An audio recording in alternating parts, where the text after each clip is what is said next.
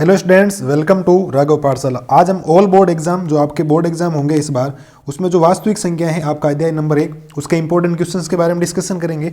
Last 2 class में हमने खूब सारे क्वेश्चंस किए थे। आज हमारा ये लास्ट वीडियो वास्तविक संख्याओं के हिसाब से, ठीक है। हम एक्सरसाइज के क्वेश्चंस करेंगे।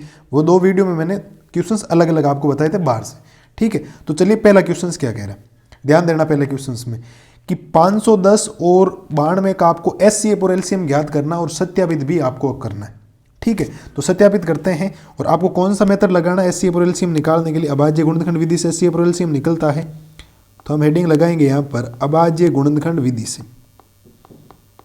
अभाज्य गुणनखंड विधि से, तो अभाज्य गुणनखंड विधि से सोल्व करते हैं इसको। तो आपके पास आ गया अभाज्य गुणनखंड विधि।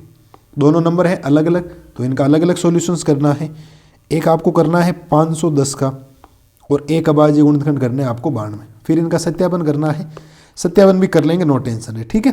आराम से करते हैं। 510 में पहले 2 का भाग जाएगा। अब क्यों जाएगा आपको नोट्स पता होने चाहिए, क्योंकि पीछे 0 है, ठीक है। तो भाग चला जाएगा आपके कितनी बार बोलो? 510 का आधा सोचो कितना होता है, ठीक है। आप कहेंगे सर 255 होता है। कितना होता है? 255। सही कह रहा हूँ मैं, क्योंकि 250 का आधा 250 500 हो जाता है ना, और 255 हो गया इसका, ठीक है। अब 2 का नहीं जा रहा है, लेकिन 5 5 10 और 2 12, तो इसमें भाग किसका जाएगा? 3 का जाएगा।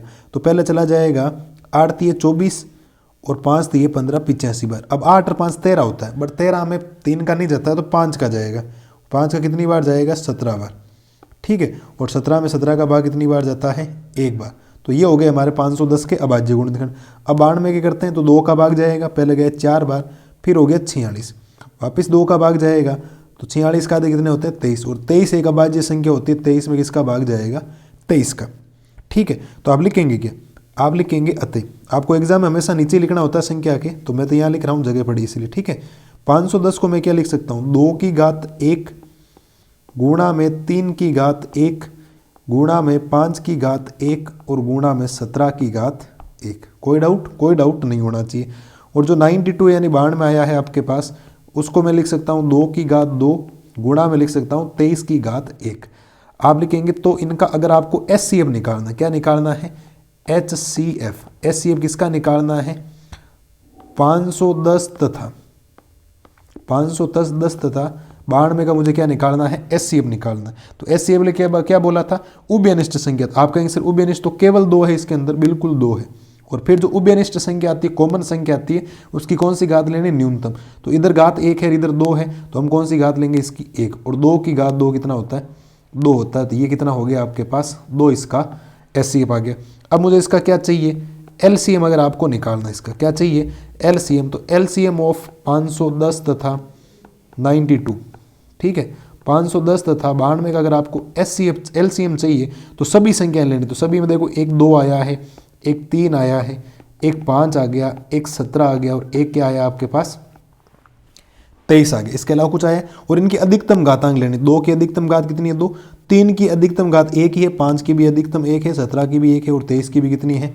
1 होगी, ठीक है। तो इनका एलसीएम निकालना है। 2 की घात 2 कितना होता है? 4, और 5 की घात 1 5 होता है, 3 की घात, इनको गुणा करेंगे तो ये 15 हो जाएगा, ठीक है। गुणा में इनको गुणा कर दो आपस में। 17 को 3 से गुणा करोगे, 17 3 51 होते हैं।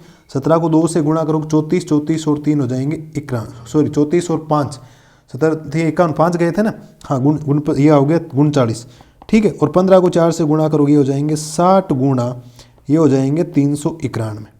कोई डाउट आपको नहीं होना चाहिए। और जब आप 60 और इनको गुणा करेंगे आपस में, किनको? कि जब आप 60 को गुणा करेंगे 391 से, ठीक है, तो उत्तर आएगा आपके पास 23,460। ये आपके पास इनका एलसीएम आ गया है। क्या आ गया है? एलसीएम। ये इस क्वेश्चन में क्या आ गया आपके पास? एलसीएम। लेकिन जल्दबाजी में आप फटाफट में 2 नंबर भी इसमें कर दो, लेकिन इसने बोला है कि आपको क्या करना है? सत्यापित। अब सत्यापित कैसे करते हैं? तो आप लिखेंगे जांच। इसकी आपको क्या करनी है? जांच। तो जांच के लिए एक नियम होता है कि अगर आपके पास 2 संख्याओं का जो गुणनफल होता है, 2 संख्याओं का गुणनफल, ये हमने छोटे क्वेश्चंस में डिस्कशन किया था इस फॉर्मूले का। 2 संख्याओं का जो गुणनफल होता है वो बराबर होना चाहिए एचसीएफ मल्टीप्लाई एलसीएम के। किसके?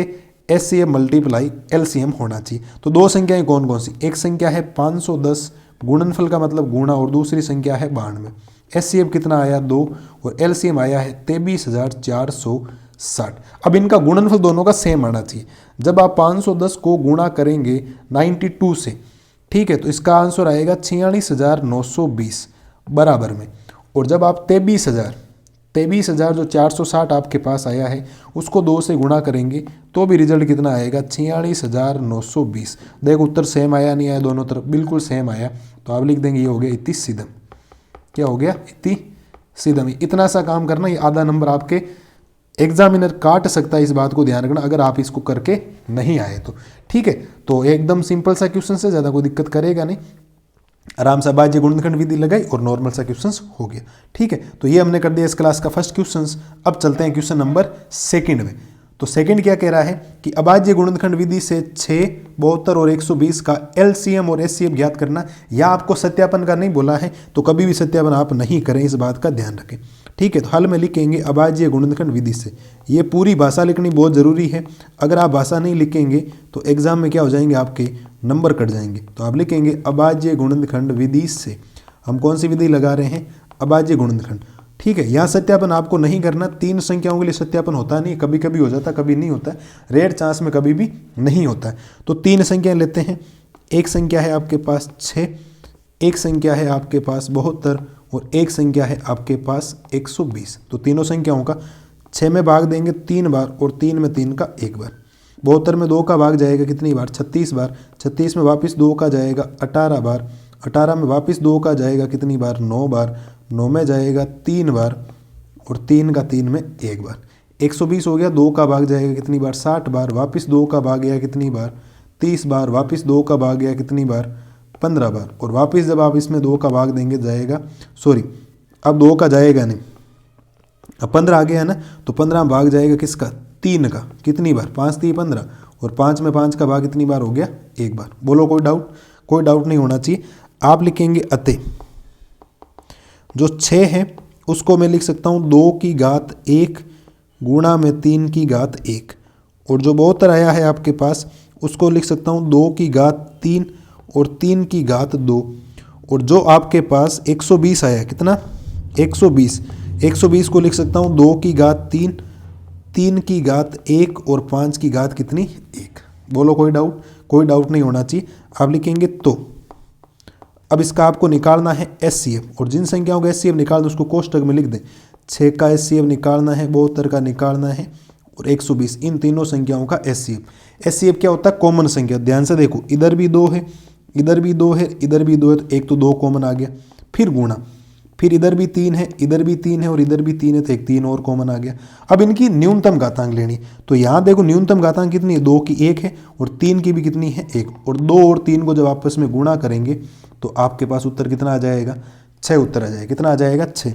अगर आपको इसका LCM निकालना, क्या निकालना है, LCM 6, 72 और 120 का अगर आपको LCM निकालना है तो LCM में सभी संख्याएं लेनी है, 2 भी लेना है, 3 भी लेना है और 5 भी लेना है। तो सभी संख्या यही आई। इनकी अधिकतम घातांक, तो 2 की अधिकतम घातांक कितनी है, देखो 3, यहाँ कितनी है 3। 3 की अधिकतम घातांक कितनी है यहाँ पे 2, और 5 की 1 ही आई है। तो 2 की घात 3 का मतलब 8 हो जाएगा, 3 की घात 2 का मतलब 9 हो जाएगा और 5 की घात 1 का मतलब 5 हो जाएगा। ठीक है, तो आप चाहो तो गुणा कर दो, 8 को 8 रहने दो और इनको गुणा कर दो, ये हो गया 45। कितना हो गया, 45। और इनको गुणा करेंगे तो उत्तर आ जाएगा 360। तो इनका जो LCM आया है बेटा वो आ गया है 360। इसका फाइनल क्या हो गया, उत्तर हो गया। सिंपल सा क्वेश्चन से, ज़्यादा दिक्कत नहीं है। 3 संख्याएं आपको दे रखी थी, इनका LCM निकालना। पहले हमने अभाज्य गुणनखंड किए, फिर इनका अभाज्य गुणनखंड इधर लिख दिए, और फिर HCF के लिए कॉमन संख्या और न्यूनतम घातांक हमने ले ली। LCM के लिए सभी संख्याएं लेनी है और इनकी अधिकतम घातांक लेनी है। गुणा किया तो उत्तर कितना आ गया, 360। कोई डाउट, कोई डाउट नहीं होना चाहिए। अब साहब सबसे फेमस 2 ही सवाल बचे हैं। एक होता है सिद्ध कीजिए कि √2, कौन सी संख्या, √2 एक अपरिमेय संख्या पूछा जा सकता है। अगर आपने √2 कर लिया, क्या कर लिया, √2, तो आपको √3 का भी पता हो जाएगा, √5 का भी हो जाएगा। अब √2 एक अपरिमेय संख्या, क्यों? क्योंकि अपूर्ण वर्ग संख्या कौन सी है? एक अपूर्ण वर्ग संख्या। √6 निकाल सकते हो, √7 का निकाल सकते हो, √8। ठीक है, ज़्यादातर इन दो का ज़्यादा पूछा जाता है, तो इस मेथड को ध्यान से देखना कि करेंगे कैसे, सोल्व कैसे करेंगे, इसकी लैंग्वेज फिक्स हो जाएगी। ठीक है, मैं √2 समझा रहा हूँ, √3 और √5 आप कर लोगे। ठीक है, तो लिखते हैं कि माना, सबसे पहला स्टेप यही है कि माना √2 एक परिमेय संख्या, इसका जस्ट उल्टा आपको मानना। माना √2 एक परिमेय संख्या, कौन सी संख्या है? परिमेय संख्या। और दुनिया में जो भी परिमेय संख्या होती है, तो जो ये √2 है उसको आप किस रूप में लिखेंगे? P/Q के रूप में। और साइड में आप लिखेंगे जहां P व Q से अभाज्य संख्याएं लिखेंगे। से अभाज्य संख्याएं कौन सी? 2 या 2 से अधिक संख्याएं जिसमें केवल एक का भाग जाता हो। P व Q से अभाज्य संख्याएं है तथा Q नॉट इक्वल टू क्या है? 0। Q का मान कभी भी क्या नहीं होना चाहिए? 0। ठीक है, इसके बाद स्टेप क्या? इसमें स्टेप फिक्स है, थोड़ा एनसीईआरटी के हिसाब से आपको ध्यान रखना पड़ेगा। मैं मेरे मन से होगा जितना सिंपल करवा दूंगा, बाकी आपको चीजें क्या करनी पड़ेगी? ध्यान रखनी पड़ेगी। 2-3 बार जब प्रैक्टिस करेंगे √2 की, √3 की, √5 की, तो सॉल्यूशंस हो जाएगी जीवन में। ठीक है, अब क्या कर दो, इसको इधर वज्र गुणा करवा दो। वज्र गुणा करवाएंगे तो P पहले लिख देता हूं और √2Q बाद में लिख देता हूं। ठीक है, तो अब कुछ भी नहीं करना, हमेशा ध्यान रखना दोनों पक्षों का आपको वर्ग करना है। दोनों पक्षों का वर्ग करने पर, इधर दोनों पक्षों का क्या कर दो आप? वर्ग कर दो। ठीक है, तो दोनों पक्षों का आपने कर दिया वर्ग। वर्ग करेंगे तो P का वर्ग तो P हो गया, और इधर संख्या है √2Q, इसका आप क्या कर देंगे? वर्ग कर देंगे। तो यहां से P² क्या आएगा आपके पास? P² आपके पास आ जाएगा, √2 का स्क्वायर कितना होता है? 2, और Q का स्क्वायर कितना हो गया? Q²। बोलो कोई डाउट? कोई डाउट नहीं होना चाहिए। यहां से आप एक चीज लिख सकते हो कि ये जो Q² है इसको आप लिख सकते हो P²/2, क्योंकि जो गुणा वाला 2 है उसको मैं कहाँ भेज सकता हूँ? भाग में। समीकरण संख्या इसको दे सकते हो 1। अब आप यहां से कंफर्म हो, चूंकि P² 2 से विभाज्य है। P² 2 से विभाज्य है या नहीं? बोलो, P² 2 से विभाज्य है। P² में 2 का भाग जाएगा, तो P भी 2 से विभाज्य होगा। 2 से विभाज्य होगा। बोलो कोई डाउट? कोई डाउट नहीं होना चाहिए। देखो, इस P² में इस 2 का भाग जा रहा है या नहीं जा रहा है? जा रहा है, तो 2 से विभाज्य हो गया, तो इसका बिना वर्गमूल लिए, वर्ग लिए बिना भी P भी क्या होगा? 2 से विभाज्य होगा। अब ये जो समीकरण 1 आया है, इस समीकरण 1 में कुछ ना कुछ मानना है। माना हमेशा इस P की जगह कुछ ना कुछ मानना है। P बराबर, अब आप मानोगे 2C। क्या मानोगे? 2C। आप कहोगे सर आपने 2C क्यों माना? ठीक है, अभी बताता हूँ क्यों माना। तो लिखेंगे पहले जहां C बराबर कोई वास्तविक संख्या। C बराबर क्या है? कोई ना कोई एक वास्तविक संख्या मान ली। वास्तविक संख्या ये परिमेय भी हो सकती है, और क्या हो सकती है? एक अपरिमेय। अब सुनना, 2C क्यों माना? हमेशा ध्यान रखना, P तो लेना ही है, इधर C लेना। 2 इसीलिए माना है क्योंकि रूट के अंदर कितनी संख्या है? 2 है। रूट के अंदर कितनी है? 2। अगर 3 होता तो आप 3C लेते, और 5 होता तो 5C लेते, 6 होता तो 6C लेते। आगे बात समझ में? और ये जो P का मान है, आप लिखेंगे P का मान, P बराबर 2C समीकरण 1 में रखने पर। समीकरण 1 में रखने पर ये P का मान आप समीकरण 1 में रख दो, तो समीकरण 1 क्या है? Q² बराबर, इधर क्या? P की जगह आ जाएगा 2C, और 2C का स्क्वायर हो जाएगा। ठीक है, और यहाँ हो जाएगा बटा में 2। तो यहाँ से Q² का मान कितना आएगा? 2 का स्क्वायर 4, C का स्क्वायर C², और बटा में कितना? 2। 2 का 4 में भाग कितनी बार जाएगा? 2 बार। तो यहाँ से Q² रिजल्ट क्या बनाएगा? 2C² बनाएगा। ठीक है, और यहाँ से C² रिजल्ट क्या बनाएगा? Q² बटा में 2। Q² बटा में कितना बना देगा? 2 बना दे। जैसे देखो, P² 2 से विभाज्य था, वैसे ही आप इस समीकरण 1 को 2 नाम दे देंगे इधर, तो आप लिखेंगे चूंकि Q² 2 से विभाज्य है। विभाज्य बोलो, भाज्य बोलो, बात एक ही है। तो आप लिखेंगे चूंकि Q² 2 से विभाज्य है, तो Q भी 2 से विभाज्य होगा। 2 से विभाज्य होगा। ठीक है, ये हमने बातें लिख दी। अब आपको ये पता है कि अगर आपने P और Q से अभाज्य संख्याएं मानी हैं तो आपको पता है कि इन P और Q का जो उभयनिष्ठ गुणनखंड है वो केवल क्या आना चाहिए, 1 आना चाहिए। कैसे? देखो, आपने एक 2 लिया और आपने एक 3 लिया, तो 2 के गुणनखंड 1 और 2 हो गए। कितने हो गए गुणनखंड? 1 और 2, और 3 के हो गए 1 और 3। देखो, इसमें केवल उभयनिष्ठ क्या है?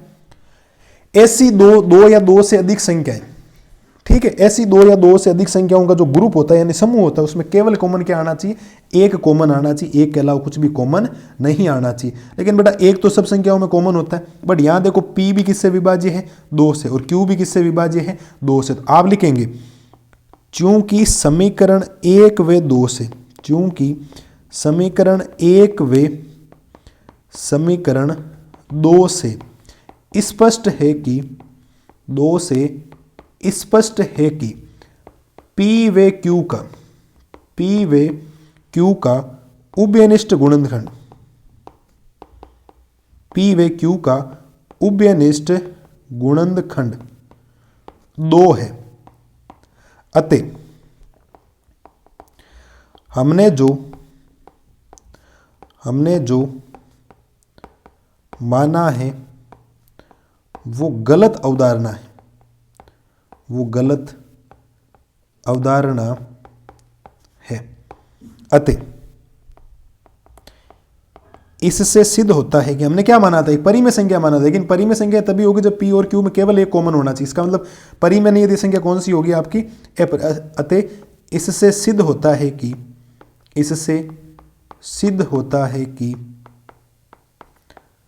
√2 एक अपरिमेय संख्या है। √2 एक अपरिमेय संख्या है। बोलो कोई डाउट? कोई डाउट आपको नहीं होना चाहिए। सिंपल सी बातें हैं, फिक्स ध्यान रखना। अगर आपको √3 करना है तो जहां जहां 2 नजर आ रहा है सब जगह क्या कर दो? 3 करोगे तो P² 3 से विभाज्य होगा, P भी 3 से विभाज्य हो जाएगा। P बराबर 3C मान लेना, C रखोगे तो यहाँ 3C² आएगा, C² Q²/3, तो Q² 3 से विभाज्य होगा तो Q भी 3 से विभाज्य हो जाएगा। P और Q का गुणनखंड 2 नहीं होकर वो कितना हो जाएगा? 3 है। बाकी ये लाइन है सेम टू सेम है, ये लाइन और ये लाइन तो फिक्स चीजें हैं। आप प्रैक्टिस करेंगे तो ये क्वेश्चंस कोई नहीं, कुछ स्टेप ऐसे हैं जो आपको ध्यान रखने, 1-2 बार आप करेंगे। √2 मैंने करवाया, घर जाके बिना देखे आप इस वीडियो को जब पूरा देख ले तो उसके बाद √3 का सोल्यूशन करें, इजी वे में आपके काम हो जाएगा। तो ये है √2 अपरिमेय संख्या सिद्ध करना, और उम्मीद है कि आप इन दोनों का √3 और √5 के करें, बाकी इनका नहीं करें। इनका एक सवाल एग्जाम में बहुत कम आता है, रेट जहां से √3, ठीक है। एक तो √2, √3, √5 आ सकता है। एक अपरिमेय संख्या सिद्ध करने का तरीका अलग है, कुछ प्लस का साइन आ सकता है बीच में दोनों संख्याओं, जैसे 3 √2 आ जाए। एक सवाल है वो मैं करवाता हूं, वो सिंपल सा है, ज्यादा कोई दिक्कत आपको करेगा नहीं। जैसे कि ये रहा सवाल, बोला सिद्ध कीजिए कि 7 √2 एक अपरिमेय संख्या। चलिए साहब इसको भी शुरू करते हैं, इसका आंसर लिखते हैं। पहला काम तो वही है, आपको हमेशा ही लिखना कि माना 7 √5 एक अपरिमेय संख्या है। 7 √5 एक परिमेय संख्या, 7 √5 एक परिमेय संख्या। इनका मेथड अलग है भाई, ध्यान रखना, ठीक है। ये ऐसे आ सकते हैं, 7 + √5 आ सकता है, 3 + 2 √5 आ सकता है, कुछ भी ना कुछ प्लस माइनस का साइन आएगा, डिवाइड का साइन आएगा, तो इनमें आपको मेथड अलग अपनाना, ठीक है। माना 7 √5 एक परिमेय संख्या है। जब भी परिमेय संख्या आएगी तो 7 √5 को आप किसके बराबर लिखेंगे? P/Q के। किसके बराबर लिखेंगे? P/Q के। और लिखेंगे जहां P व Q, जहां P व Q पूर्णांक संख्याएं हैं, जहां P व Q से अभाज्य संख्याएं हैं, ठीक है। हर बार आपको से अभाज्य लिखना, सेम लिखवा रहा हूं। जहां P व Q से अभाज्य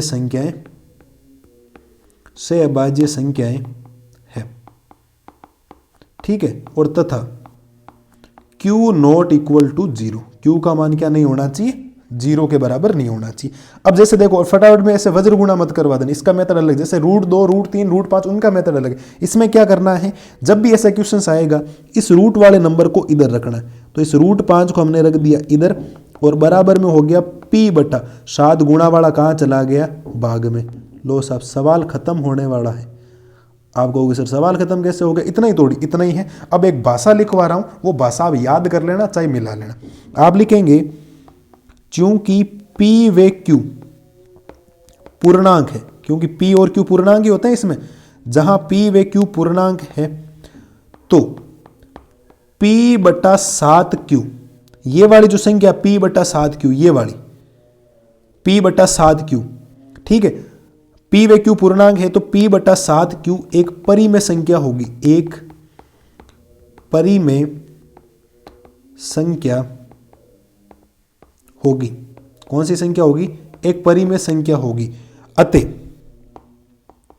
√5 भी एक परिमेय संख्या होगी। मुझे एक बात बताओ, 3 किसके बराबर होता है? 3 के। 2 किसके बराबर होता है? 2 के। इसका मतलब परिमेय के बराबर कौन होगा? परिमेय। अगर ये संख्या परिमेय है तो ये संख्या भी डेफिनेटली क्या है? एक परिमेय संख्या होगी। क्या होगी? एक परिमेय संख्या होगी। बोलो हाँ या ना, बिल्कुल समझ में आ जाना चाहिए। संख्या होगी। अतः √5 भी एक परिमेय संख्या है। √5 भी एक परिमेय संख्या है। लेकिन हम जानते हैं कि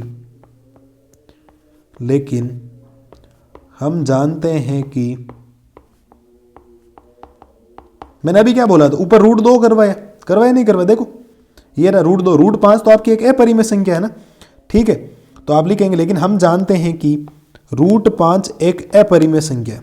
√5 एक अपरिमेय संख्या है। √5 एक अपरिमेय संख्या है, ठीक है। अतः हमने जो अवधारणा मानी है,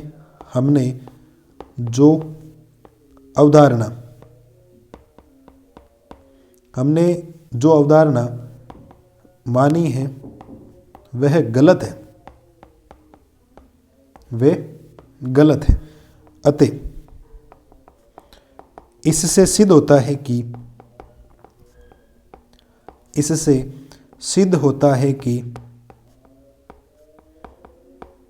7√5 एक अपरिमेय संख्या है, ठीक है। ये हो गया आपके सिद्ध। अब मैं कुछ बातें आपको बताता हूं कि कहां जगह चेंज करना है आपको। एक देखो, इस बॉक्स की जगह नंबर चेंज होगा हर बार, यहां कुछ ना कुछ नया नंबर मिलेगा।